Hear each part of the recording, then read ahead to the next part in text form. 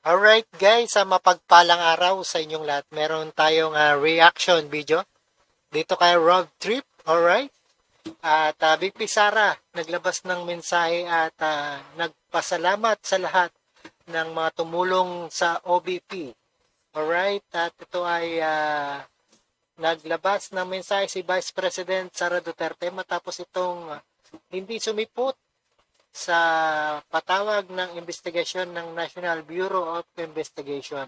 Sa kanyang mensahe, ayan, nagpapasalamat ang Vice Presidente sa mga patuloy na tumutulong sa kanyang opisina sa gitna ng kinakaharap na crisis. Alright, panoorin po natin and let's get it on. Magandang hapon, Jed. May naging mensahe ba ang pangalawang Pangulo ngayong araw kaugnay sa di niya pagpapakita sa NBI at sa iba pang mga issue? Magandang hapon din, June, ay hindi rin nga nagpakita si Vice President Sara Duterte sa media ngayong araw matapos hindi rin nga magpakita ang personal sa National Bureau of Investigation para sagutin ang sabinang isinilbi sa kanya noong Martes. Mag-aalas 5 ng hapon nang maglabas ng video message sa kanyang social media account ng pangalawang Pangulo. Hindi ito para sagutin ang mga issue na iniugnay sa kanya, kundi para pasalamatan ang lahat ng taong tumutulong sa kanya at sa Office of the Vice President. The Office of the Vice President would like to express our deepest gratitude to all the lawyers, doctors, and other professionals who are helping the personnel affected by the ongoing crisis in the office.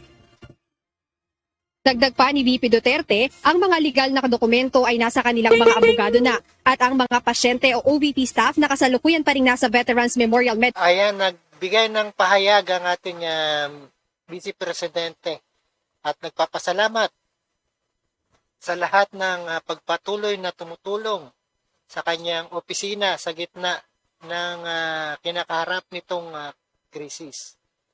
Alright? Medical Center ay nasa pangangalaga ng mga doktor. Aniya ang suporta ang kanilang natatanggap ay siyang nagbibigay daan upang maipagpatuloy nila ang kanilang mga trabaho sa opisina ng Vice Presidente. Siniguro rin ni VP Sara ang patuloy na paglilingkod niya sa sambayan ng Pilipino. Ayan, niluklok natin yan, 32 million si VP Sara Duterte. We assure the Filipino people that even in times of crisis and without resources, we shall stand tall, strong, and resilient in our service to the Filipino people. We will not break. Samantala, nagpakita ng suporta At suporta rin itong si Senator De La Rosa kay VP Sara para ayan, sa kanyang si Senator Ronald Bato de la Rosa kay VP Duterte sa kabila ng hindi nito pagsipot sa NBI ngayong araw. Paliwanag ng senador na handa naman ang pangalawang Pangulo sa anumang investigasyon na gagawin ng NBI. Hindi naman niya sinabi na hindi siya magpapaimbestiga. Kung hindi siya makarating doon, then the NBI can go to her office to conduct the investigation. As I've said, he is not placing herself above the law. She's open. She's open for investigation. And all NBI has to do is to go to her office. Mag-conduct ng investigation. Wala problema doon. June, sinubukan nga nating hinga ng pahayag si Vice President Sara Duterte kaugnay sa hindi nito pagpapakita ang personal sa NBI ngayong araw para sagutin nga yung sabi ng isinilbi sa kanya noong Martes, pero wala pa rin inilalabas ang Office of the Vice President tungkol dito. Maging hiningan din natin ang OVP tungkol naman sa mensahe ni Pangulong Ferdinand Marcos Jr. tungkol sa impeachment naman kay VP Sara, ngunit wala pa rin inilalabas ang Office of the Vice President kaugnay dito. So yun yung inaantay natin, June, sa ngayon, yung mga sagot ni Vice President Sara Duterte sa kabi-kabilang issue na nangyayari sa ngayon. ayan, ang alam ko sasagutin niya ni Vice President Sara Duterte ang lahat at matapang yan, isang attorney. June? No, kasi sa mensahe niya, sa sinasabi mo, Jed, parang chill muna tayo, parang ganun. Kasi kung baga bumubuti yung lagay ng kanyang mga staff, so wala munang, parang ganun tingin natin doon sa mensahe ngayon, wala munang, wala munang war, wala munang palitan ng salita, ganun, Jed.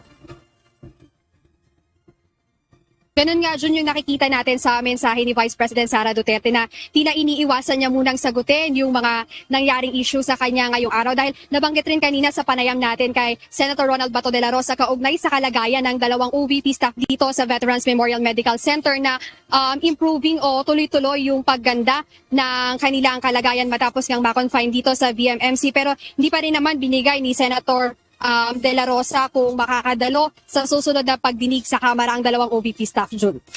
Alright guys, ayan napakinggan at napanood po natin dito sa ating reaction video. Ayan, naglabas na ng mensahe ang ating Vice Presidente para sa matapos na itong hindi sumipot sa patawag na investigasyon ng NBI. Alright?